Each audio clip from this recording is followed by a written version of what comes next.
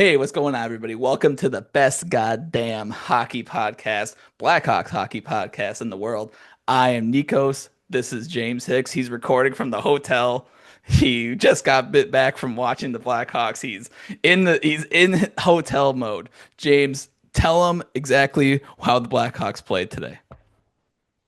Well, judging by if you saw the box score with how many turnovers there were, you should know that any normal person would have turned the game off after the first period. Ah, yes, yes. I'm just kidding. He is not there. We're still getting the studio thing set up. This is the Talking Hockey podcast where we will be talking Blackhawks hockey for the majority of this. Sometimes we'll bring up hockey around the league. We'll bring up hockey around the world once the Olympics come on. But for right now, for this episode, for the first episode, we're gonna stick to just Blackhawks hockey. If you guys are into the Blackhawks, if you're in the NHL stuff, please consider giving us a like, consider subscribing. We're gonna be hopefully doing this we're gonna aim for at least once a week. If we get there, we get there. If we don't, sorry. But we're gonna try and hope you guys are there for the ride with us. For our first ever podcast, I figured it would be a great time because the preseason's starting up. We got excitement in the air with all the fans. I was figuring what our boldest predictions were for this upcoming season of Blackhawks hockey. We're gonna do it this way. James is gonna say his number three, then we'll discuss what he's saying. We'll do my number three, and then we'll go on two and one. So, James, you want to kick us off? What's your number three boldest prediction for this season? All right, so my number three boldest prediction is that Kyle Davidson finally gets pissed off enough at Lucas Reichel, and he either gets buried down in Rockford for the rest of his career, or he gets traded. Okay. I have some thoughts with that because Kyle Davidson spoke today to the media, and I mean, again, it's not like he's gonna come out and say, "I hate this guy. I don't ever want to see him in my face again." He's not like he's ever gonna say that. But on the other half, he did say, and I think this is the right thing to say. Um, he's going to give him every opportunity to play with the best players, every opportunity for him to succeed. But this almost sounds, tell me if I'm wrong, this almost sounds like what he said last year and the year he No, said. it does sound like something he said last year. And I'm going to be completely honest with you. How many more chances is this guy going to get? I mean, for a future episode, we're going to talk about maybe, some of those guys who got that change of scenery and Mhm. who have gone on to better things. He's not it here. In my opinion, he's been given every opportunity. They've been patient with his development. They've given him numerous chances to go down to Rockford. Let's see, was it last year or maybe it was the year before? He went down, played for Rockford in the playoffs, and I Oh, watched a guy last because year. I went, yeah, I watched a bunch of that first round series, and I'm looking at a guy who doesn't want to be here, who really doesn't look like his mind's set on hockey right now, and I kind of take issue with that only from the standpoint of I play hockey myself. You know what I Hmm. mean? It's more Right. than just being a fan of the team.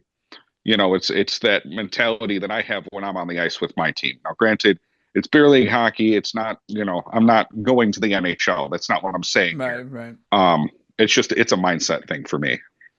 I get you. I think I'll only push back a little bit on that because he has been training with in Switzerland. He went to Czechia and he did a bunch of Marian Hossa adjacent camps out there. And I mean, you could do as many camps as you want. You could do as many like training things. I think that at the end of the day, it's like you have to prove to everybody in in the fan base really that no, you want to be here. And sometimes it just doesn't work out, right? Sometimes Right.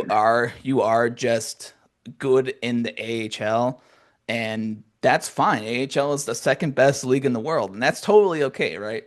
I Hmm. think not that saying like it didn't seem like he's trying because I think he is trying. I just think last year was a difficult year for a lot of players, and I think that the effort level. I mean, a coach got fired. You brought in an intern. You have no players that have over like 60 points besides, I mean, Donato and Bedard. And it was like for a long time there, the only thing that was good about the team, I mean, it was their specialty teams, but like other than that, it was like if you're jumping over the boards on 5, it's like nobody had success. So like, Right. I not that, and it's hard. I don't want to do the same thing that I do with the Bears. It's like just give them a break, but it's like, Right. it's like this is the prove it year, man. I mean, you're 22, 23 years old. You got to figure it out. Well, and and that's the thing too. You said you don't want to be like the Bears. Is it possible we're being too harsh on the Blackhawks? Being that they have, and I'm not one of those people that wants to get nostalgic. 2015 was a lifetime ago. Yeah, But when you look at the other aspects of Chicago sports, and I'm not getting into that, I'm just saying in general, the Blackhawks have been the team that has had the most success right. recently. That is, Hmm. if you can even say that. I mean, it's sad. Yeah, I mean the Cubs won 2018 or 2016, so I guess technically, whatever, they just made the playoffs for the first time in 4 years. So good on them. I guess they have the most success. Yeah, Technically, I right. guess they have the most success. I don't know. I mean, I'm Who talking about championship success in the oh, past right. 15 years or so. Yeah, I don't know. I don't know. I think we'll have to come back and like put a pin in this one just to be like, hey, where are the Blackhawks at? And if we are judging them too hard because it is a rebuild, it is like you're attempting to surface out of the ice and get yourself back into contention. And sometimes during the interim, you're gonna have players that you draft high that aren't gonna make because it is a draft lottery. So not like we Hmm. could spend literally all day on Lucas Reichel because I was a huge fan of him specifically because I was excited because I mean who wouldn't want to have this Right. like this big bodied player who seemed to have great two-way skill, who like has shown flashes in his junior slash like AHL career where it looks like he could be a point per game guy and just not have it in the NHL. And that is disappointing as a fan. But Absolutely.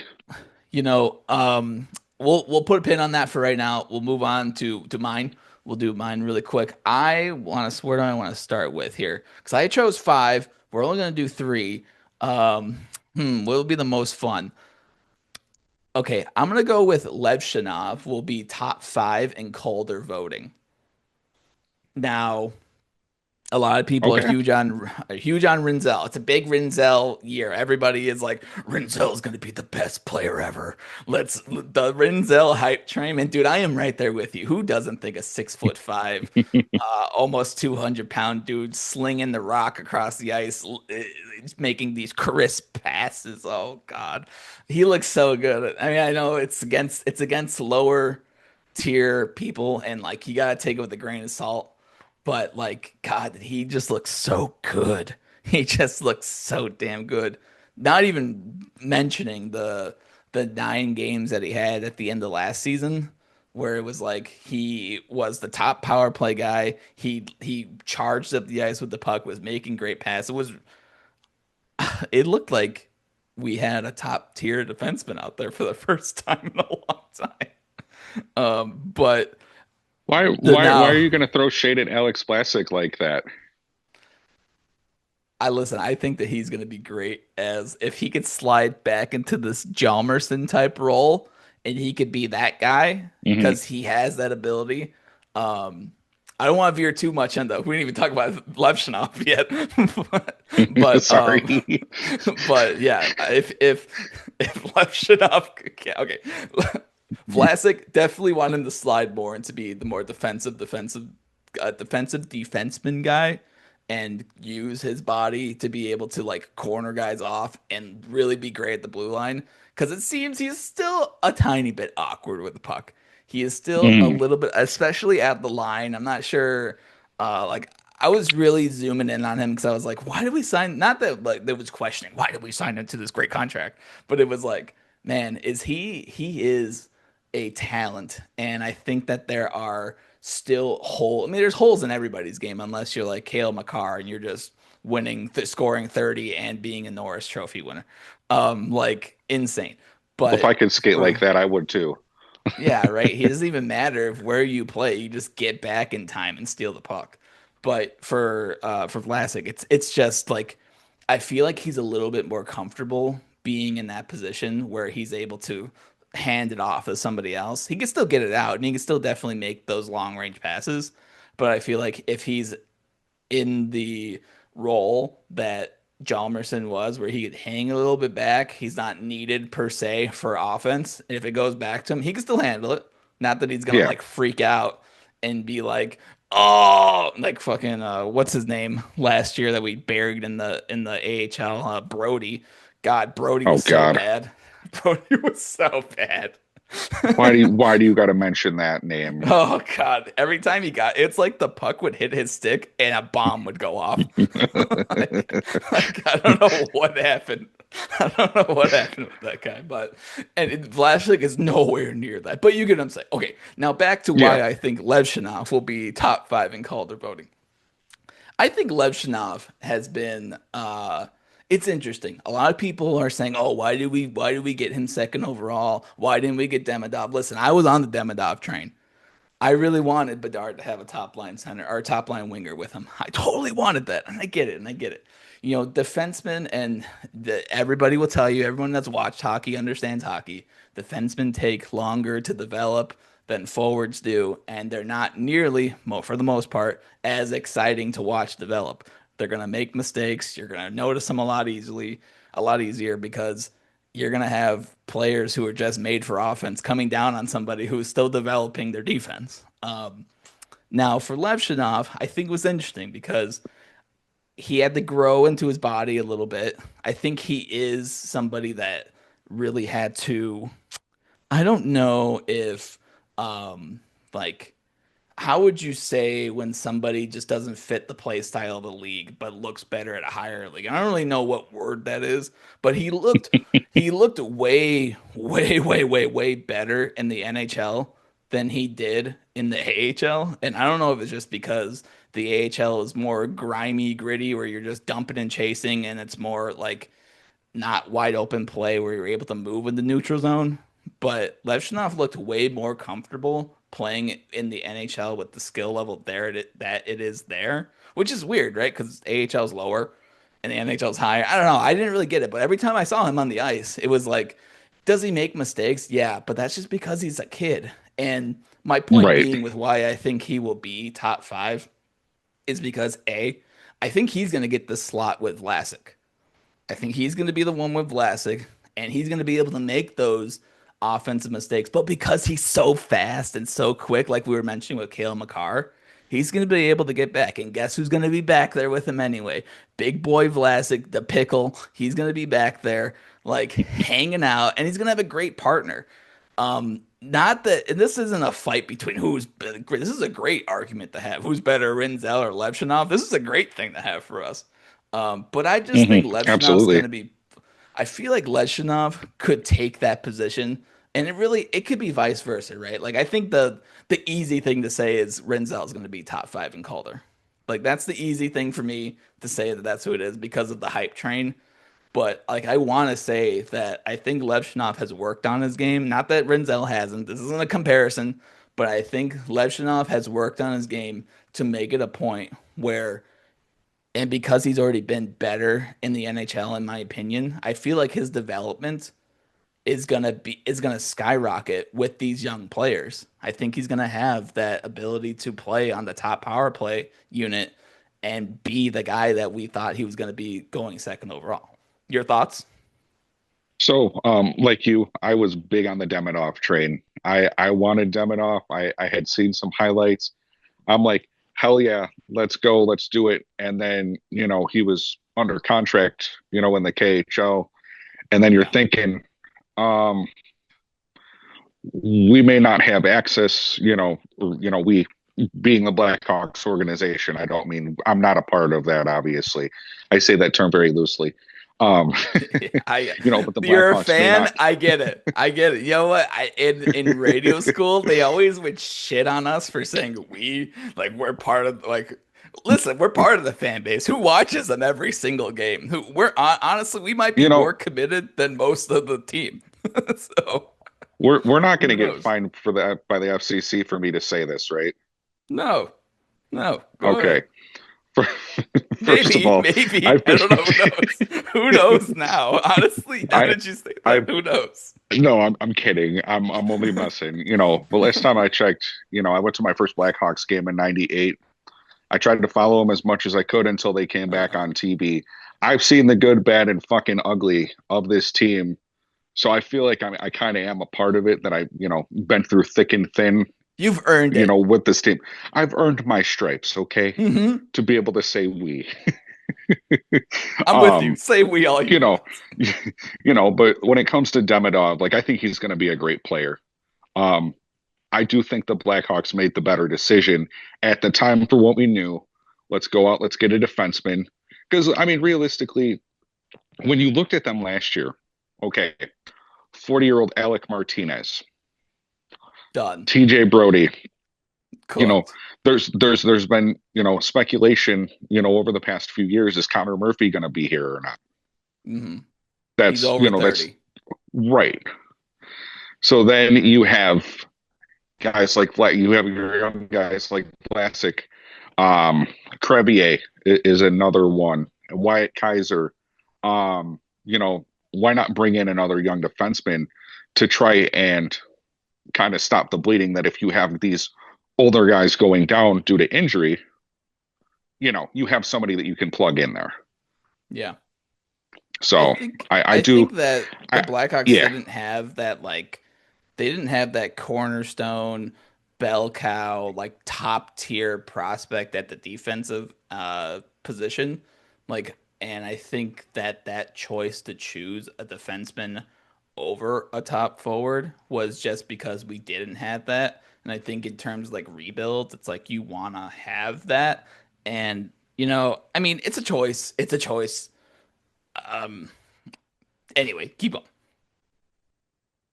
Yeah, I mean, so does it hurt seeing a big guy who I felt was a very underrated defenseman within the organization? Seeing Isaac Phillips get traded kind of crushed me a little bit. I can't lie. Yeah. I liked the way, I liked his game. I liked the way that he carried himself on the ice. Never really seemed to, he wasn't the guy taking stupid penalties, in key moments of the game. Um, so I don't think you're far off when it comes to Leshmanov being top five in Calder voting. I'm actually very excited to see how his season goes this year. Yeah, I mean that's the hope, right? I mean the hope is to have, let's just say Levshunov and Renzel are both in the top five. I mean this is a loaded year for Calder. I mean I Hmm. mean Demidov's one of those players in the Calder race right now. And I mean there's not a lot of room for for forward wise on the team. I don't know if Nazar is able to be available for the Calder Trophy. He might be since he only played 56 games. I don't know. I don't know. I'd have to look That's that a up. really good question. I feel like nobody's talking about him being in the Calder race. So I don't know. Maybe that's the actual hot take, bold prediction. Anyway, what's your number two? Okay, so you're gonna love this. This is super, super bold. I Okay. think the top line this year to start out this season is going to be Bedard with Nazar and with Teravainen. And I think that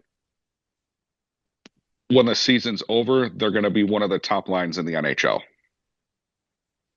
Okay, that's bold. That is bold. That is bold. I mean, there's only a couple choices for the top line, but that you add again that they're going to be the top line in the NHL. No, I said one of the top lines in the NHL. Don't go twisting my You words. said the number one line in the NHL. We Correct. forgetting that players like Connor McDavid and Leon Draisaitl don't exist. Are you saying they're going to be better than Leon Draisaitl, Connor McDavid? No, What they oh, what they Jesus. hate playing in Edmonton. What? They want to play for Chicago. Uh, okay. You know what? I will mix this in with my second prediction, which was Donato will take his spot as Bedard's running mate and get 70 plus points. So I'll mix this in. We'll start with yours because you said yours. I think that your prediction for it to be the top line, a top line in the NHL, I think that's bold. I think I don't know. I mean, how much. It really depends on how much Bedard's off-season workouts, which if you've seen any of those videos with him and Celebrini, Mhm. boy, does he look like a man. He look like a man now. He beefy dude. He walked into, I saw a couple pictures from their captain skate thing. It's like Bedard's standing next to a couple of the other players, and he's just like, I'm like, God, you are, what happened to my boy? My boy's a man now. His quads look insane. It's just, I mean, he really wanted to work on himself being like a top tier skater, and he was disappointed in Mhm. himself last season, which I think we all kind of were, if we're being honest. He didn't really perform. He got slower by all statistics, all metrics. He got actually slower. And the Blackhawks were one of the slowest teams in the NHL. So, I think for him to come out, I don't think it's crazy to think that he could be in that top 20 NHL statistics this year. I don't think that that's crazy. Um, I think I'll push back on the other two players though. Like we just don't know what Nazar. We just don't know. We just don't know. Could he end up being a 50-point great two-way guy who ends up being like Patrick Sharp? Maybe. I mean, dude's fast and he's got a hell of a shot. Yeah. Yeah. But we don't know. We don't know yet. We don't know for sure. I think with Teravainen, we have enough to know that his peak is maybe 60 points. I think You that think so? that's, yeah, yeah. I think that that's, and he's on the wrong side of 30. So, I just don't Fair. think that I just don't think he has that much. Now, to not that I'm like, my pick is better than your pick. It's just, I want to say, I feel like Donato and Bedard had a little bit of chemistry last season. Now, Bedard's teammates were like, it could have been me. I could have been out there on there. It didn't matter. I don't know why my thumbs up button just went up, but it could have. Yeah, dude, that's exactly. Zoom I was was like, like, wait. yes. I was like, wait, are we getting thumbs up already on this video? That's awesome. That's Yeah, hilarious. as soon as I say I could have been Bedard's teammate, Zoom is like, yeah, you could have been. Um, Yeah. yeah, so like, and my point being is how random as the thumbs up coming up was, is as random as his teammates were last season. Like it was 5 games with Teravainen, and it was 3 games with Bertuzzi. It was like, hey, you remember Nazar and Bedard are on the same team? Right. They are not going to play together though. It's like, can we? Can we? Anyway, my point being is you signed Donato who wanted to be here, which is great. He could have traded him in the trade deadline. You didn't. He wanted to be here. He obviously shown that he could play the game, and it looks like every single season he has. If he stays for longer, he will provide you with supportive offense, and I think that that's what you need. It's easier to play with guys that you know what they're gonna do, right? Even if they're not like, even if Donato isn't the best player in the world, I think that having a guy who can give you consistency throughout a season where you know where he's going to be, he knows where you're going to be, because Bedard's going to be the F1, right? Like he's going to be the one who's going to be going in there. He's going to be the one driving the play. And you want guys that can move up the boards, provide that type of pressure, and get him the puck back. And I think that Donato has the skill to not only be an effective F2 for Donato or for Bedard, but like I also think depending on who you want to have there on like the right wing side, whether it's Nazar like zooming up the boards to go grab the puck, getting it back up, or even if you have Teravainen who has a sneaky deceptive shot, like you can have those guys. But I think having Donato be on Bedard's line. I think that makes the most sense. Like I think you want to have, as much as it pains me, I think it's the same thing as like Taves and Kane. They're not Taves and Hmm. Kane, but Right. you want to have ideally because Kane could drive his own line, Taves could drive his own line. You want to have them be on two different lines, but hey, we're just Well, having fun. Go ahead. it's kind of like what Edmonton did with McDavid and Draisaitl, essentially. Oh, yeah, yeah. You Like you know, want to have it's they're on the same team. You can play them. It's not going to hurt you if you play them together. Like I don't know what the aversion was to having them play together, but yeah. So I think the bold prediction I will push back on you is that I don't think they're going to be the top line in the NHL. I A said top one line, of the top lines. a Jesus, top line, you're putting top, words in my mouth. Don't do that. a top line in the NHL. Sorry, I think I don't okay, want. so let me rephrase that a little bit so anybody who listening doesn't get confused. Yeah. One of the top five first lines in the NHL. I think it's pretty realistic. We'll have to It's more see. re- it's more realistic than my next bold prediction. Okay, you know what? Since I'm excited to hear what it is, what is it? What is your number one bold prediction for the season? Spencer Knight for Vezina. Oh my God, you're coming out swinging, dude. You're coming out absolute swinging. Okay, explain why. All right, so I mean, we saw how good he was in that first game with the Blackhawks that he played last year. Um, Yes. he's come down to earth a little bit, in every start after that for the most part. I feel like now that he's had a full off season and he's going to have a full camp with the Blackhawks, he's going to know a little bit more about what to expect. A new contract. Um, yeah, and plus, he's going to have to live up to the hype of the new contract. I could see too. Soderblom's going to push him this year. Yeah. I think they're going to push each other to be the best versions of themselves. Because let's face it, Brossoit's never playing for the Blackhawks. I don't know who needs to hear that. It ain't Yeah, he's happening. not. Um, He's not.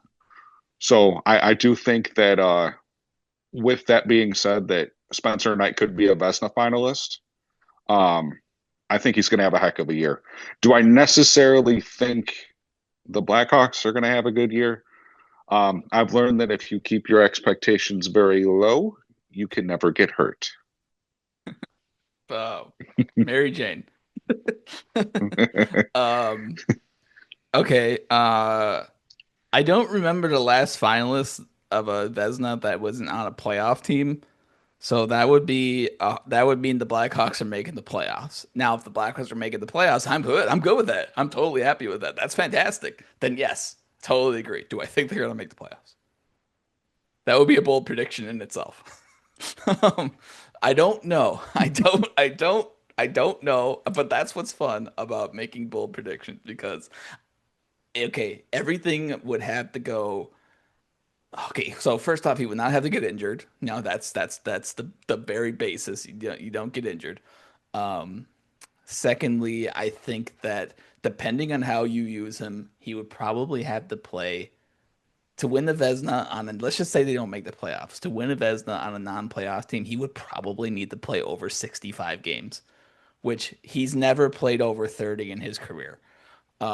So that's would be tough there. So let's just say you don't, but Soderblom would also have to not push him at all. So he would be 15 games minimum. So if for them, but that would also mean Spencer Knight's record would be like 20 and like 40 if they didn't make the playoffs. So it's tough But to they look see at it. more than that. They look at goals against. Come on now. Yeah, no, they And do. They save do. percentage. I They mean, if do. Connor But Hellebuck can choke in big moments every year and still have a shot to win the Vezina, why can't Spencer Knight? well, it's a regular season award, right? It's not a playoff Fair enough. award. So, um, man, okay, yeah, I don't see a path.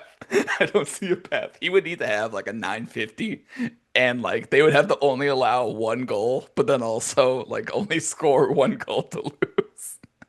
Like that would be an insane. Like that's Levchinov would win the Calder. Spencer Knight would win the Vezina. Renzel was number two in voting. Like there's wow, that's a bold prediction. That's a bold one. Um I like that one though. I like that one. That one's a thought-provoking process. There's a lot of mental gymnastics I have to get through to see how he could possibly win it. But you know what? The path It, is it's there. probably it's probably the biggest reach of 2025, and we're only in September, Yeah, yeah, the path but is that's what there. we're about. For in terms of Chicago bold predictions, it's Bears winning the Super Bowl, Spencer Knight winning the Vezina, Cubs winning the World Series. We got three of the top bold predictions right here, right now on Talkin Hockey Podcasts. You heard it right here. But before I get to my number one, if you guys are liking our list, our predictions, leave a like, comment, subscribe. But here's my number one bold prediction, and this isn't really bold, but this is more of a safe. This is a safe prediction. Safe, and I don't even know why I kept it for number one. I think Bedard will have over 80 points. I don't think that that's super bold though. That's not really a crazy like Spencer Knight's gonna win the Vezina Trophy bold. You You, know, Bedard's going to get 80 points playing with Teravainen and Nazar. dude, you went bold, man. You took the assignment, you ran with it. I understood the assignment. That's what you Yeah. asked me to do. Yeah, apparently I didn't because all mine are very mine are very tame. Yeah, the number one for me is Bedard's gonna get over 80 points. I think he's gonna and everybody comes in the camp the best shape of their life, right? Every single player is like, I'm in the best shape. If you came in the camp saying I'm in the worst shape of my life, you're doing it wrong. Him saying that he physically looks different. Like he looks like a specimen. Like I could not say that before. Before he looked like a boy. Now he has become a man. He's become the Charizard. He's evolved. He went from Charmander to Charmeleon to Charizard. We're now here, year three. He's okay. There's a lot of factors into this. You know what? My bold prediction. Fuck it. 90 plus points. 90 plus points for Connor Bedard. I'm gonna raise the stakes. I'm raising the flame. I'm turning Yes. on the fire. Um, I think that he will get 90 points because it's a contract year. He wants to play for a I mean, I already think he's gonna get this contract before Thanksgiving anyway, hoping that he gets the same contract that like a Jack Hughes has, like a 9.5. I think that would be great. I think Jack Hughes is 9.5. Could be less. I don't remember how much it is. I know it's cheap though. I know it's cheap. Um, 9.5? I think a 9.5 over 5 years. That's a that's see now that's bold right there. You think that's Do you expensive or not? well, I mean, it's hard to say. I mean, can Bedard stay healthy the whole year? Okay, yeah. Because if you remember, he was out almost half a season with a broken jaw. Yeah, his first season, Um, right? so I mean, if he comes out, we see like a rejuvenated type Connor Bedard.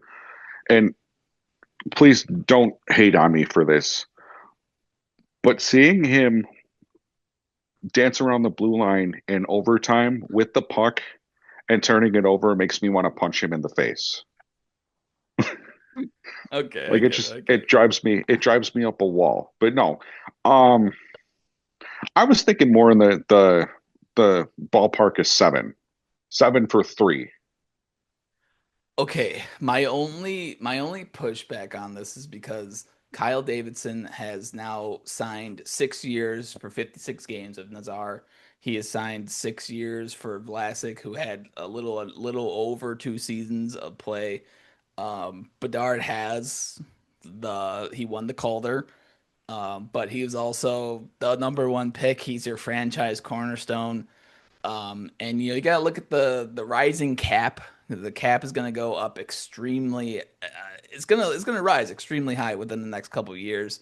And I think in Hmm, terms of fair like enough. how much cap percentage his deal will actually be, I think you're looking at it more in terms of how many RFA years you can steal off of him. Because if you sign him to a 3 year, then he only has one contract left versus say you sign him to a 6 year, he's at 26, then you still have him for an RFA year, and then you could sign him to the next deal that leads him to his 30s, right? So if you sell him to that 6 year deal at 9.5, that 9.5 is going to be the equivalent of like a 7.5 2 years ago. So like it depends on how you look at it. I don't look at it now in terms of like how much money it is because I think that if it's 9.5 and he ends up being like an 80 to say he's a Sebastian Aho esque type player where he's 80, but you don't think of him being as the top line. He's a top line center, and that's just who he is. It's like, but you're not thinking of him as the best player in the world. I think 9.5 is still good because I think Aho makes around 8.9, 9.3. But like, I think if he comes out here and he has 90 plus points, it's going to be a 10 plus $1 million contract. And it's going to be over, it's probably going to be 7 years max. And then he could leave or stay at 27. But either way, I think that a 6 year contract, a 6 or 5 year contract is coming his way.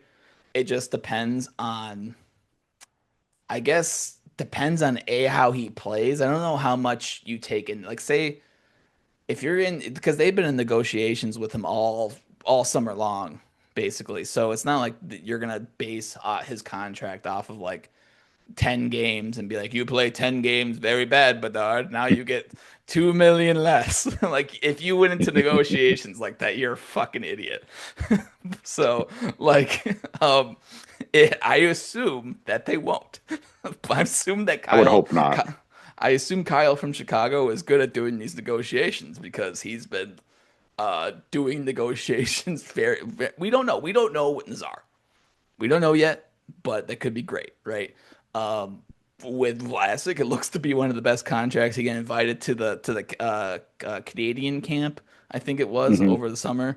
So it's like he's already in talks to being for an Olympic spot. So like, you know, I mean, same thing with Bedard, right? But um, I don't know if he has 90 points. This conversation has turned into a contract talk really, really quick. But if he has 90 plus points, which is my bold prediction, I think it's hard for Kyle to not be like, hey, we'll give you 10.5 right now. Stay for 7, though. Don't leave Yeah. after that. But if he signs for anything under 7 years, then it's going to be, I would hope it's between that 8.5 and 9.5 range to just have, like, keep him till he's 25, have the extra RFA year, and then he could decide if he wants to. Like, that's the choice then, right? But at least we have Well, I control over mean, him for 5 years. yeah, and I mean the thing about that is too, which obviously I want to see Connor Bedard stay in Chicago for a very, very long time, if not his whole career. But Right. at what point do you, as Connor Bedard, say something's got to change here? You've done nothing to help build around me. You haven't really, you know, I, up to this point, he hasn't had anybody to play with. Yeah. So I wonder how much of that is frustrating to him. Now, obviously, for the sake of Bedard, obviously you want him to have a good season. Um, kind of shut up some of the doubters, and some of the haters. These are the same people who wanted to overhype him coming into the league before he played a game. They're going to do the same thing with Gavin McKenna. Um, it just really comes down to him needing to believe more in his game and himself, Yeah. more than anything, for him to have a good season. Yeah, absolutely, absolutely. And I think that that's what he's done over the offseason. Ideally, again, everybody comes in the camp, the best shape of their life. It's the best shape of their life season. And everybody says, Unless you're Jake Dotchin. unless you're Jake throwback to Jake Dodson. That's crazy. That he's a scout now? Crazy. Yeah, I actually looked him up like 2 years ago on the NHL games. Like, what is he doing? He's a scout now. So and and does he look it? So no, I'm just kidding. That's messed up. I'm just kidding. That's messed up. That's messed up. Jake Dodson does not deserve that at all. He does not deserve that. That is so mean. I'm so sorry. I'm so sorry. He's way more successful than I will ever be. He could beat me up at any time. So like it doesn't matter. So anyway, so I'm so sorry, Jake Dodson. Why did we throw strays at Jake Dodson? Oh my God. Because First I episode. want people, yeah, I want people to know that we can throw it back and no one is safe. Jesus Christ. Oh man. Poor Jake Dodson. He's gonna be sitting at home It's like, smoking a doogie. Just who the hell is this fat bald bastard with the beard? I'm gonna show him. I'm gonna show him. He's gonna We come gotta back in have the league. what he's just gonna like listen to our podcast and hear us talking trash, and then he's gonna Photoshop a picture of me over Chris Rock's face and a picture of him on Will Smith's. Just keep my name out your fucking mouth. Just God. smack the shit out of me. That's hilarious, though. Anyway, Bedard's gonna get 90 points. I like it. Let's make Anyway, it happen. all right, guys. If you enjoyed our top three boldest predictions for the Blackhawks season, consider leaving us a like, subscribing down below, and if you really liked it, leave a comment what your three boldest predictions are. Okay, so with that out of the way, let's move on to this, shall we? We'll do our top three off-season wishes. We'll do these really quick. I'm gonna name my top three just right off the bat. I feel like I'm a yapper a little bit on this one, Okay. but I'll do mine really quick, and then you'll do yours. Because I only have two. I literally have on my list here. Don't have a third. Okay. And so these are just to lay it out for everybody. The top three off-season wishes for the Blackhawks. Just this was just things that we wished would have happened that didn't happen, and like whether or not they're realistic. Yeah, you could be the judge of it. You can literally say we're stupid in the comments. It's up to you. Um, so my second, and I've changed my opinion on this from the time I wrote this 3 days ago to now, Mhm. but I wanted to get Bedard a top line winger this offseason. And, as the Toronto Maple Leafs are my second favorite team. Sometimes they're my first, sometimes they're not. I don't know. It's like a girlfriend I already know where you're going with this. that you keep seeing, but you don't like her. And anyway, um, Mitch Marner was the only top winger available in this free agent that I was like, okay, if he signs here, cool. Question mark, I guess. It's like, but it's because I have all the baggage that I know that has came with Marner that I was like, this would be hard for me to like it. But if you look at the other wingers that were available this offseason, there weren't many. There weren't many at all. Okay, so first off, it would have been hard in free agency to get him a winger. And Marner literally took less to play in Vegas. So, like, yeah, that is what it is. So the Marner conversation had already came and left. What's your thoughts on the Marner thing, really quick? Would you want a Marner here? Oh no. Okay. I'm sorry. I am Hell not a no, Leaf period. hater. I'm not a Leaf. I mean, I don't hate the Leafs. They're the kind of irrelevant to hate. Sorry, not throwing shade on your team. They're just not my I cup don't of tea. care. I don't care. Um, I look at Mitch Marner, and maybe that could have been Austin Matthews playing a part into that, into his attitude on the ice. But when it comes to needing a player to step up in that moment, in that make or break moment, I don't see Mitch Marner as being the guy. So when he Yeah, went he's to not. Vegas, I was the happiest person on the face of the earth. Yeah, you're a You know, Vegas hater. Willie Nylander, on the other hand, no, oh, absolutely. God, yes. I'll explain I in get future it. episodes. Yeah, I get it. I get it. So like William Nylander is a great playoff performer. He's always like, I'm not even gonna go into the. I get so burnt out talking about the Leafs, and I don't even know do a podcast. One day we'll do a talk about the Leafs where I could just rant. I could rant all day about the fucking Leafs. Leafs. Is this going to be like a Steve Dangle rant where it just never ends? It might be. I mean, I don't know. No, I'm I kidding. love. I love Steve Dangle. Yeah, me too. I enjoy his stuff. I actually I admire Adam Wilde. They do a podcast together, Adam Wilde and Steve Dangle. And like Adam Wilde is very, very good at being a host at shows. He doesn't, and Hmm. I kind of take over a lot of the things that, so you'll see a lot of mannerisms that he does in my stuff because I think that he's great at what he does. But anyway, back to the Blackhawks. Marner. So you thought that Marner was just, he ain't the guy to push us to the next level, right? Right. Yeah. So yeah, that's my same feeling too. I just didn't think that he would be somebody while he does play number one penalty kill, number one power play. He takes up a lot of space on the ice. He is that player that is an F1. But you got to think of it. There's only one puck, and you can only have, and you know who's going to be the man here? It's It's Connor Bedard. Bedard. So, and he wasn't going to You be the man. and you kind of wonder sometimes if maybe that main character syndrome sort of played into his head a little bit, where maybe he thought he had to do too much. Which realistically, you have a guy, on the ice who can score 70 goals a year. Yeah. That's again a story for another day. There's a lot there, man. You know what? That literally we could take a pause there. I have thoughts on that. But we're not gonna get into that right now. Um, yeah, so free agency wise, there was no way that there was somebody that was gonna be able to that we were gonna be able to get somebody to make a difference. Like Brock Besser immediately signed with Vancouver. So we weren't gonna be able to get Brock Besser. And that's even if you think Brock Besser is a top winger. So let me get into that for a second because this was actually my number one off-season wish.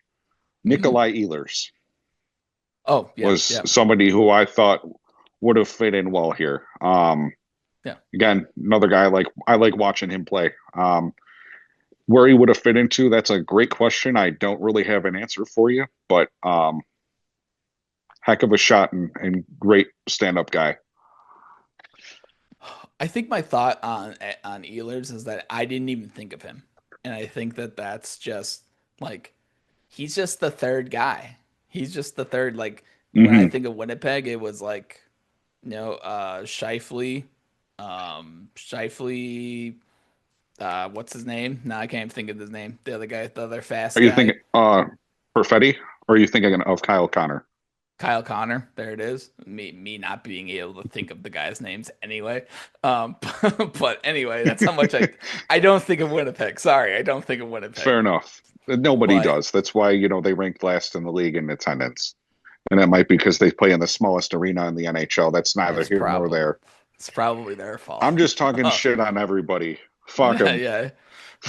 Fuck yeah, you know what? You're right. Fuck 'em. But no, like I think Ehlers signing with Carolina is the most. It makes the most sense just from where they're at competitive wise.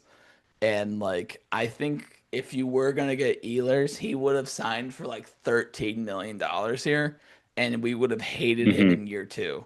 It just would have been. It just wasn't what. It's just not worth it, right? So Fair enough.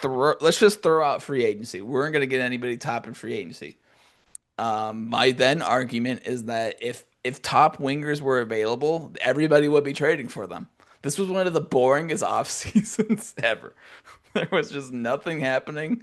Nobody got traded. Nothing was going on, and it was just whatever. I think you have pieces here that you could trade to get to acquire guys, but it's like, we're not playing NHL 26, and we're not able to go and trade for anybody. It's like there, and if you're trading a top winger for a maybe, is like you're probably trading with Nashville, but like because For you who? call I mean, Marcia so?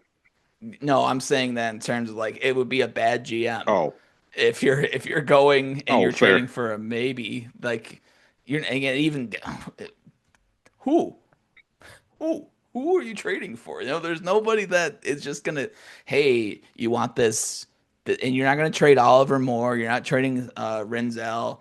Like you have Absolutely not. other, and those would be the players you would need to get to acquire a top winger. So Can we interest you in Lucas Reichel?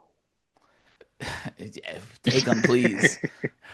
So you know what I'm saying. So that's why I kind of turned iffy on how much I wanted him to get Davidson to get a top winger.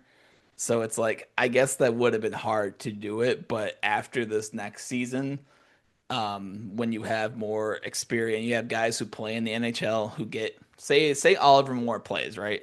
And Oliver Moore gets you Yeah. 50 points and he signs his extension and et cetera, et cetera. It's like I would flip Oliver Moore, established NHL player Oliver Moore, 50 points at 22 years old, however old he is, for like, this is just an example. This is not going to happen. Let's just say they trade the rights for Kaprizov. Like, Oh my whatever. God, dude. There is no Hawks fan in the world that would not take that deal. Yeah, yeah, whatever. This is just the first name I could think of right now. Like, whatever. You know what I'm And you saying? better Like, then, throw in like a Marco Rossi in there as well. yeah, yeah, You're give getting us, just to be established. sure. Just to be sure. We'll throw in Lucas Reichel too, just to sweetener. But it's not going to be that trade. But you get what I'm saying. Like, at No, least I then yeah. you have players to trade. But then would you even trade Oliver Moore 50 points at 22? You're not trading him then. So then you No. got your winger. Mm-mm. So I don't know. It's hard to say. But that's just my number two. That's just my number two. My number one offseason wish was hoping to get Matt Carl as a coach. And Matt Carl was my wet dream. I really did want to see what he could do in the NHL just because of how successful he was. And I think I already got his name wrong because it's not Matt Carl. Matt Carl is his brother. Isn't it Uh, isn't it Randy? Let me look it up because Randy now Carlisle? it's David Carl, not Carlisle, I'm David just Carl. David, sorry, I'm an idiot. I'm sorry. No, no, no, you're good. I'm an idiot because I said his brother, Matt Carl, who was an You were NHL closer than player. me. You were closer than Yeah, me. but yeah, I mean, David Carl's career for Denver, he is now one of the highest paid coaches in NCAA history, and that's because he's done nothing but win. He's done nothing Right. but win. And he's one of the hottest coaching um like candidates out there. And because he signed that massive contract to continue winning in the NCAA and he chose that over the Blackhawks, it's like, that's a man who understands his worth. And that's a guy who I think when he does come in the NHL, he's gonna have instant success. I don't think he foresaw that with the Blackhawks. And I guess good on him for his own personal choices. I wish he would have been here because that would have been the best choice for me because he obviously Fair enough. understands young players. He obviously understood we have such a movement happening here. He could have grown into who these players are going to become and establish not only himself but also these guys. Um, the Red Wings to start my Jeff Blashill train. The Red Wings have been like my third favorite team, and they've always just kind of like hung around for a long time. You just love rivals of your team, Uh, and listen, I mean, of your first team. well, I mean, I think that's normal. When you're a kid and your parents like something, you're gonna go against what they like. And you're gonna be like, I want to be the cool kid who likes this over that. And I mean, who didn't like Pavel Datsuk?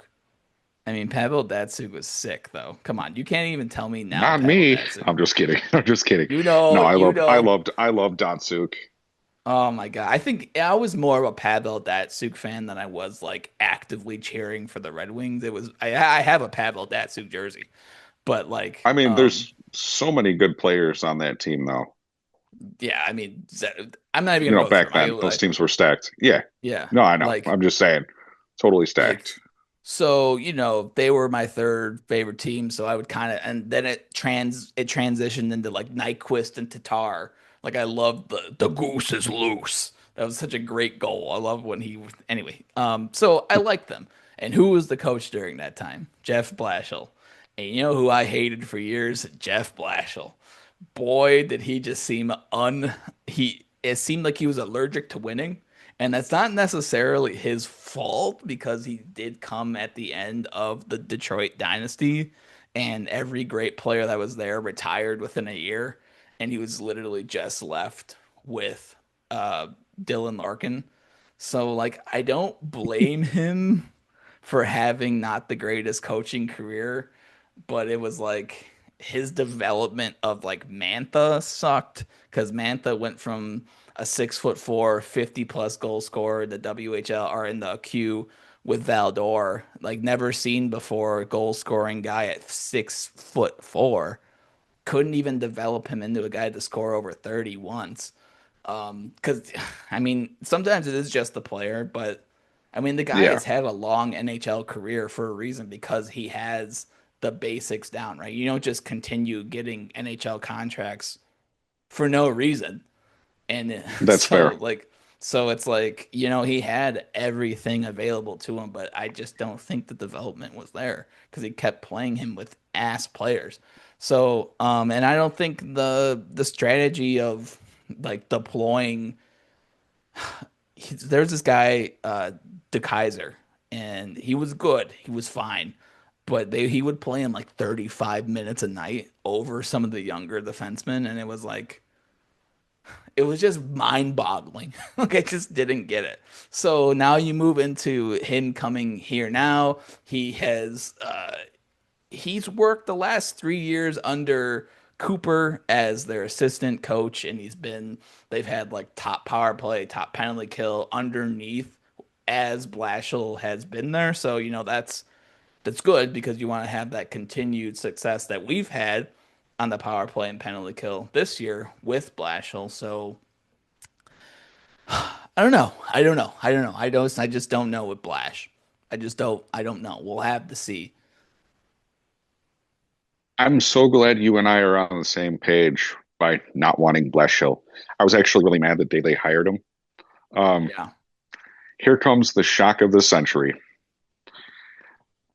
Okay, we're going bold in our first episode. I realize not great for young guys, but I felt like a coach who could whip these guys into shape. Uh, John Tortorella. Ooh, ooh, man. Ooh, that's bold. That's a bold I'm prediction, just but we're not saying, bold. We're not. I don't know. I don't you know. know, I don't. you I know, don't think I the kids I needed just to be hit. I don't think the kids were that bad. I don't know if the come kids on. deserve I that. could have said Mike Babcock if I really wanted to go that far. Oh man, show me your Um, phone. Oh shit, what a train wreck that guy is. I know. You know, anybody's better than Richardson, though, right? I mean, Oh, the doc who would tell us injury history, and the guy would be like, "I'm fine." He would be like, I forget who it was. I think it was Murphy who was like, uh, Luke Richardson said that you were going to be out for the next 2 months. He looked at him. He was like, I'm playing next tomorrow.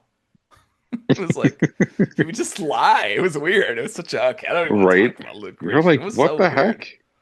Such an I know odd choice. that Yeah. dude. Yeah, that dude's weird. Um, and uh, number one, for nostalgia purposes, uh, you're gonna be like, this is so out of left field. Phil Kessel. What? As a coach? Yeah. No, no, no, no. No, as a fourth liner. Okay, wait, back up. So wait. So you wanted him on the team? This was your off-season wish? Isn't it everybody's? Everybody loves Phil Kessel, unless you're the Toronto media. No, I'm I'm totally kidding, by the way.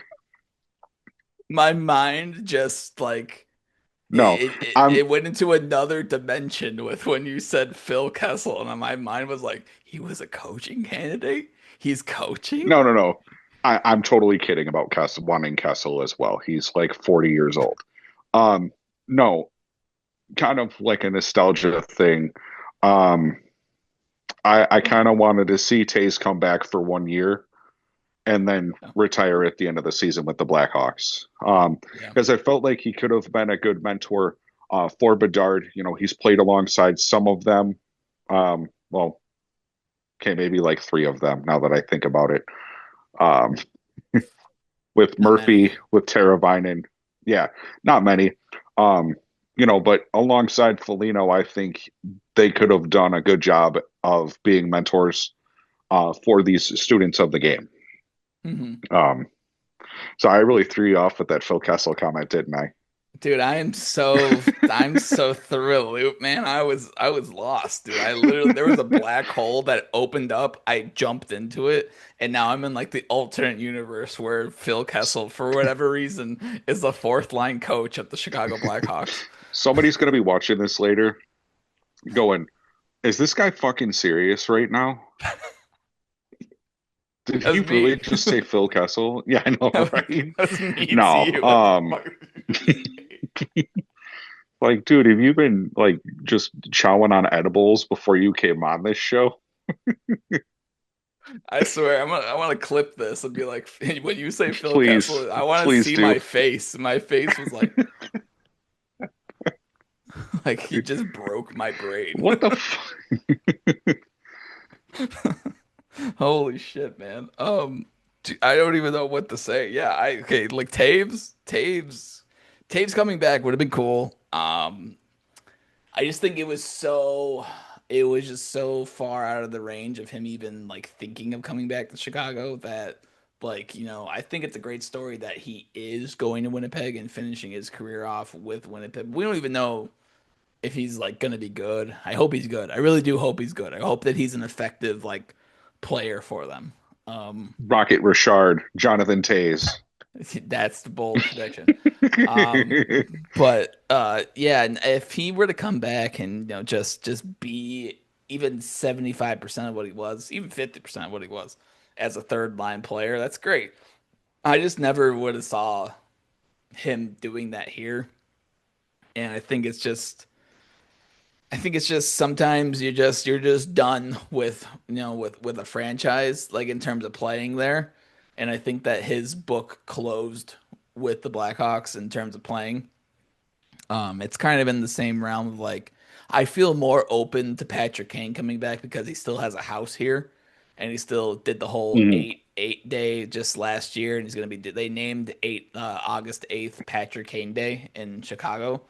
So, I mean, I kind of think that hopefully after a successful United States run with the Olympics, that when he makes the Olympics this year, that's my bold prediction. He makes the Olympic team. That he plays the one last year in Detroit, and at 38 or 39, 40, the Blackhawks are finally able to contend, and they bring him home. They bring home Patty Kane, and whether third line, first power play, whatever, I don't give a fuck. Bring him home. But I think that's more realistic just because of the career paths that Kane is on versus like Taves Yeah. it being like, I think he's done after this year. I think he just wants to prove to himself that he's able to do it. Um, So you think he should sign a 1-day deal at the end of the year to retire a Blackhawk? Do you think that's too far fetched? I think he might. He might. I mean, like, that's not out of the realm. You know what? Fuck it. Do what Fleury's doing and sign a preseason contract and play one last game in the preseason. Fuck a, it. Bring a you. professional tryout? Yeah. Yeah, yeah. I was really hoping I mean, not that I was hoping it at the time, but it would have been cool for like Marion Hossa to do something like that at the very end. 'Cause, he had his Hmm. goodbye game like 2 years ago, and like everybody played in I'm that. still So crying. yeah, that would have been kind of cool to see. But yeah, so that was one of your what was it? The off-season wish? Where are we? It was an off-season wish. Yeah, we are. Yeah. What's your number one off-season wish? Number one. I told you. Oh, this was it? Phil Kessel. Don't fucking bring I up did Phil I Kessel. did I no no no no no. I did them. I accidentally did them in reverse. My Oh, number okay, one okay. my number one was gonna be Ehlers. Number two was anybody but Blashill. Okay. Um and then number three would have been Jonathan Tace and Okay, or okay. Phil I see. Kessel. I see. Dude, that Phil Kessel. That is so funny, man. I'm I'm gonna go get a custom. I'm gonna go get a custom Phil Kessel jersey for the Blackhawks. God, that is so I'm gonna funny, get man. this deal done. Dude, show this Be to like, your dude, Show us to your beer league buddies. Show you Right? throwing me through for a fucking loop of Phil Kessel. That's so funny. Be All like, right, dude, guys. think about this though. Think about this though. I'm just one last thought here. Yeah, Phil yeah, go ahead. Kessel comes, signs a 1 year deal in Chicago, does Okay. a huge partnership with Portillo's, and we win the Stanley Cup. Just think about it. That's the dream, man. That's the dream to have the Stanley Cup. That's the dream to have the Stanley Cup. That's my dream. The Stanley Cup. Everything else you said, that's there. But if it takes us bringing the soul of Phil Kessel and having him sign with Portillo's, then the Blackhawks, then Yeah, for get us it to done. win the Stanley Cup, get it done yesterday. It's like That's Chalupa Chalupa signing with Taco Bell. it's a match made in heaven. It's a match. Exactly. See, I'm the matchmaker. I bring these matchmakes. Yeah, you know what I mean. I get you. I think the fans do too. Anyway, guys, what are your thoughts on our offseason wishes? Do you think we're on track? Let us know in the comments below while you're down there. Leave a like, subscribe, whatever you gotta do. Okay, so I guess this will be for the last little bit. We'll just do the Kyle Davidson stuff super quick. Kyle Davidson had the GM of the Chicago Blackhawks, Kyle Davidson, had his first media availability of the year where he discussed a little bit of everything. And he talked about Laurent Brossoit, who is apparently month to month. So he's just not going to play here. That's unfortunate because I was really looking forward to him being, the backup or even the starter when we signed him. But For he just Rockford? doesn't. No, for the Black for Phil Kessel. Uh, um, so I would have really wished that he. I hope he gets better. Kyle Davidson said that he is still going to play in the NHL. That this wasn't a career-ending injury, but it gets further when you get further and further away from the last time you played. It gets harder and harder to ever think that you are coming back. So he Wasn't he did. supposed to be 6 weeks Who knows, originally? man? Who knows? I don't know. I'm fine. He, I'm playing tomorrow. yeah. Oh, yeah. Right. Yeah. Who knows, man? That's the unfortunate thing about some of these hockey injuries. They A don't tell us what happens, and then they B they just hope you forget. So like Yeah, true. I don't know. I hope for the best. I hope he ends up playing at some point for the Blackhawk, or I hope that he ends up playing at some point in the NHL again. That's the hope. Yeah. I hate seeing guys go down with injury and that's the end of their career. I think that's the worst way to go. So, hopefully he gets better. But for now he's month to month with the Blackhawks. Secondly, Wyatt Kaiser signed. We even talked about that. Wyatt Kaiser signed a 2-year deal. That looks great. I'm happy. I feel like he's the most underrated player maybe in the league. I don't know. Like it's just nobody. I don't feel like anybody talks about Wyatt Kaiser. Everyone was so surprised that he was holding out. But it's like the guy's a top four defenseman. He can put up points. He could play defense. I think he's He's going to got be a great top potential. four player. Yeah, yeah. He's just another young defenseman, and I think this 2-year bridge deal is great. I'm good. I'm good. I'm good with it. What do you think about the deal? Yeah. Um, so I mean I'm good with it too because it's very low risk, high reward. You give a guy who has played a lot, in Rockford, to try and, get some of that development out of the way. Um, Mhm. I definitely do agree with you. I think he's a very underrated defenseman. Um, like all young defensemen, they get caught out of position sometimes, right? Right. Um, I think with a little bit of work, he could form into, a great top four defenseman. Yeah, ideally, he is the guy that ends up being like the Brett Seabrook type, and he's just an asshole. I want him to develop the asshole. Like I want him to go into corners and be like, "How's it going?" Oh, however Seabrook sounds. Like, I remember him doing an interview with somebody, and he was just like, and he just sounds like, oh boy, if this guy's going into the corners and yelling, like, I don't That's believe he's angry. hilarious. But you get Hit what him. I'm saying. If you have a guy who is, Wakey, wakey, Bacchus. oh geez, that hit was crazy. But yeah, so White Kaiser signs for 2 years, and Kyle Davidson seemed happy about it. I think we all seem happy about it. So I'm good Oh with yeah. that. Uh, Kyle Davidson also spoke about the Spencer Knight deal, and he was talking about how he's like, well, we traded for him to become our number one. We signed him to be our number one, and this 4 year deal with him is a to prove that he can be a number one in the league, but also to prove to everybody that he's going to be the franchise goalie moving forward. And I think that Yeah. giving Spencer Knight, and I mean, we all knew this, right? But officially like coming out and giving that like vote of confidence that hey, you're gonna be the guy, you're who we want you to be.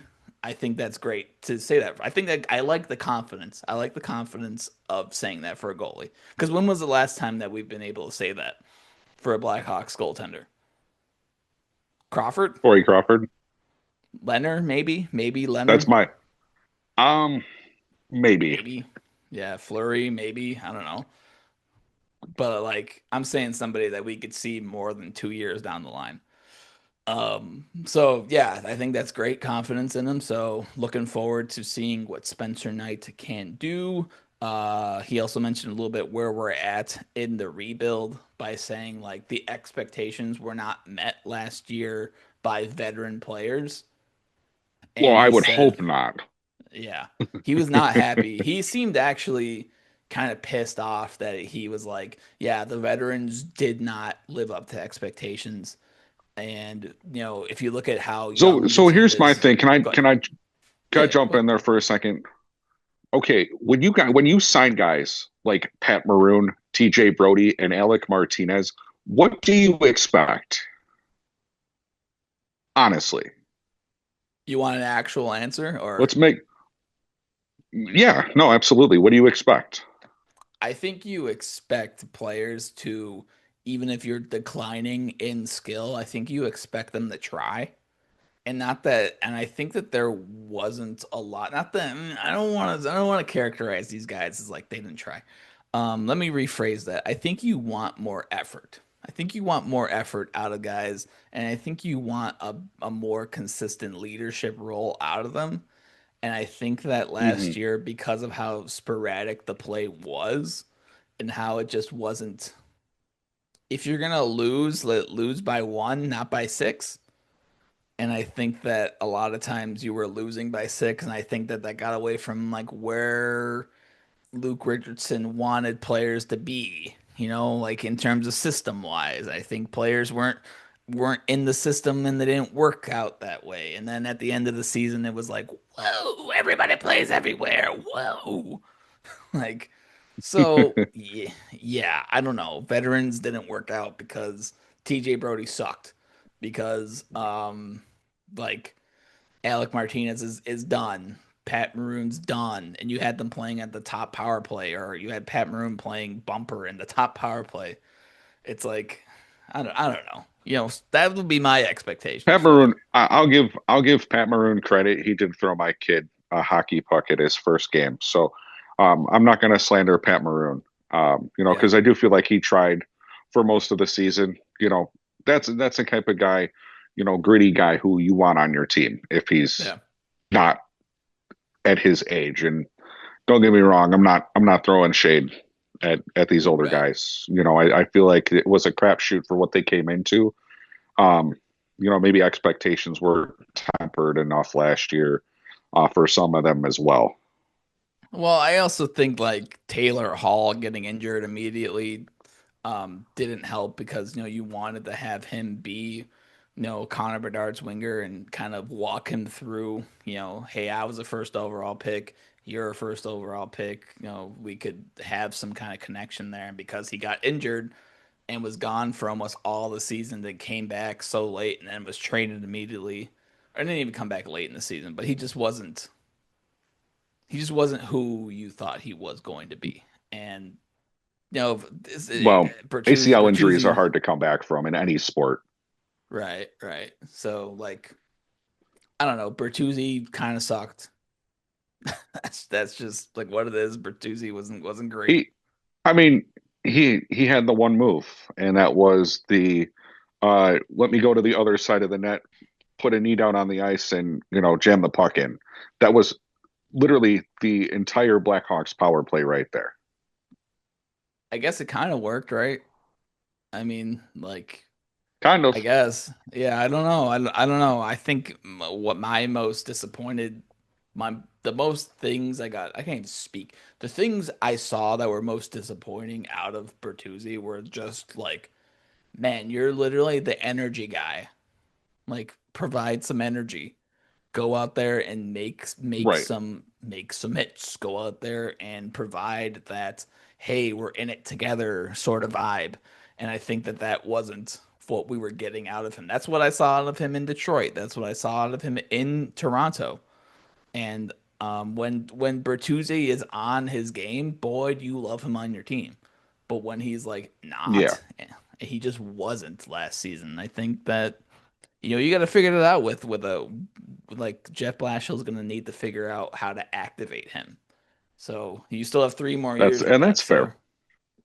yeah, I don't know. He's going to be in the top 9. So we'll see what happens. But yeah, so that was kind of what Kyle Davidson was talking about because he's saying that now we have a very, very young team. Everyone's getting flipped over in Hmm. terms of like the defense is really young. The top 9, while still has veterans in there, you're going to start seeing possibly a lot of young guys coming in. So yeah, that's kind of the expectations of where they are last year versus now. He also Yeah. talked a little bit about Matt Grzelcyk, and he really didn't seem like he was going to sign here. He was like, "Yeah, great, we're going to have him play." And we'll see what happens.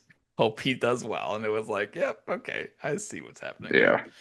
Yeah. Um, Other than that, he talked a little bit about the Connor Bedard contract, and I Hmm. thought that was interesting because he said that he had zero concerns about the contract negotiations, and that's good to hear that you have no concerns. Yes. But he could have signed an extension July 1st, so. I don't know what exactly the holdup is per se, but I'm hoping that sooner rather than later we get everybody's saying the right things about this contract. Everyone, Bedard Hmm. side is saying he wants to stay in Chicago forever. Kyle Davidson says we want to keep him here forever, and I think that's the right things to say. Um, Well, what is he going so to say? He hates Chicago. He hates being here, and he doesn't want to be here. you never know, man. You know what? You stole my saying. What are they gonna say? Sorry. No, you stole. That was a good time to say it because that's true. What is he gonna say? I Yeah. hate here. So I I don't hate it know. I here. guess we'll see. Hopefully soon they get this going. In terms of young players, he talked about Lucas Reichel saying like he's gonna give him every opportunity to succeed, which good, but also if he doesn't work out, then let's stop pretending and Right. let's just move on. He also talked Odom. about Kyle Kevin. Korchinski, uh, Kevin Korchinski. Kyle Davidson, Kevin Korchinski. We got there. Killing me, dude. It's 10 p.m. Phil Kessel's on the Blackhawks today. Um, so he talked about how young KK is and kind of compared it to saying that Duncan Keith didn't make the Blackhawks till he was 22. So he seemed very like he's gonna be in Rockford this year. That's the vibe I got. I got the vibe that KK is gonna be in Rockford, and that's what I'd it be is. okay with that. Yeah, he's young. That's not. Yeah. There's nothing wrong with it. I Rockford's not a mean, pun. I guess my thing is like I think we as fans need to stop thinking about Rockford as a punishment for some of these top guys, right? Who Exactly. need who need a little bit more help in development and who maybe just aren't there yet per se. Yeah. Um, but with a little bit of help can get there. Now, you got to have some people in Rockford that are going to be able to develop him. Rockford's getting a new coach this year. I Yeah. believe it's Ryan Nightingale, if I'm not I think so. mistaken. Yeah. Yeah. So it'll be interesting to see what happens with that too, because they have realistically one of the best farm teams in the NHL. They do. Arguably, they have one of the best systems in the NHL. Now, it would be nice if they would, it's coming down to the point where it's going to be put up or shut up time for some of these players. Um, you know, do I necessarily think we're there with a lot of them yet? No. Lucas Reichel definitely is one of them, in my opinion. Yeah. Just looking at the coaching staff for Rockford, Rob Klinkhammer is the assistant coach. And if you don't remember Rob Klinkhammer, he was a former fourth overall pick for the Arizona Coyotes. Long, long time ago. Yeah. Played So for the Devils too, if I'm not mistaken. yeah, he did. Yeah, that's a name. Wow, that's crazy. Um, That's a pull right there. yeah, no, that's no wait, I'm thinking of somebody else. I just totally lied about that. That's somebody else. He did play for Phoenix though.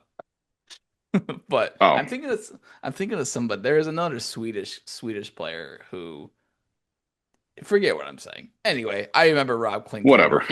He did play in the league. He did play in the league. He did play for the Blackhawks at some point. And played one game with the Blackhawks. So Oh yeah. he's back. He's so back. So yeah. So anyway, that was kind of what Kyle Davidson talked about during his press conference today, and I think I think it's good that we get to have a media availability, and he seemed like he was open to doing it again. So hoping to hear more from him. Did you have any like closing thoughts on that? Yeah, I do think it's important to have a GM who is not willing or who's not willing to not afraid. Sorry, it's 10 o'clock and my brain's fried, so I apologize if Me I too, sound like man. an idiot. Um, who's not afraid to answer some tough questions and be able to have a little bit of accountability, with some of these things because ultimately he is the one who puts the roster together. Yeah. He's giving Blashill the tools to go, okay, here's these guys, go try not to bring home a worse team in the NHL type situation, which I feel like if they're not, bottom five, I think that's a win, I guess you could Yeah. say. I mean, It's I don't want to be that guy, but yeah. ultimately that's what it feels like. So I'm excited, from the aspect of, you got a lot of young talent on this team. Um, now it's time to go to work. That's And true. I hope that there's accountability, in that locker room that, hey, if you're not going to work, you're not going to be here. Yeah. That's what was talked about with Jet Blashill when he was doing his only media avail when he got picked up by the Blackhawks, he talked about how he under John Cooper worked on the accountability factor of not only himself but how he held players accountable. So I Mm-hmm. think that's a good segue to end it there. If you guys liked this whole podcast, I know it's the first time we're doing it. The Talking Hockey podcast. It was great. Me and James used to do this podcast. We did a podcast called The Penalty Box for like what 2 years, pretty much, Something like that. Yeah. we did it like man, it's almost been 10 years since we did it. I'm, Um, man. it's been like 7 years since we Yeah. did it. So, always glad to talk with you, buddy. If you guys like this stuff, let us know. Keep subscribe. We're gonna keep doing it. Yeah, that's all I got for this week. Got any closing thoughts? Anything left? No, dude, it was a blast. Can't wait to do this a little bit more here and be able to wrap some hockey with you. Like I said before, in our before we came on the air, it's nice to have, another person who has that knowledge and love for the game that sort of understands Or even if you come out of left field with something, you're going to understand I'm trying to articulate, and Yeah, vice versa. your Phil Kessel's comments. I'm All right, gonna get guys. dragged on social media for that. I can already Jeez. feel it. I hope you do. All right, guys. We'll see you guys in the next episode. Peace.